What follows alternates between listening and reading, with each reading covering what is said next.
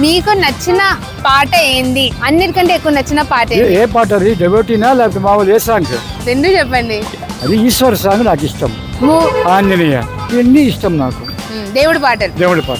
సినిమాలు అంటే సినిమా అంటే పెద్దగా ఏముండదు. ఈ మన భూమిక పాట చూడొచ్చు సాంగ్. చెప్పవే చిరుగాలు కాదు. మీరు భూమిక ఫ్యాన్సా? కాదు ఆ సాంగ్ అంత మంచి సాంగ్, పెద్ద ఇదైంది ఆ పాట. ఆహా. మౌనంగానే ఎదగమని మొక్క నీకు చెబుతుంది.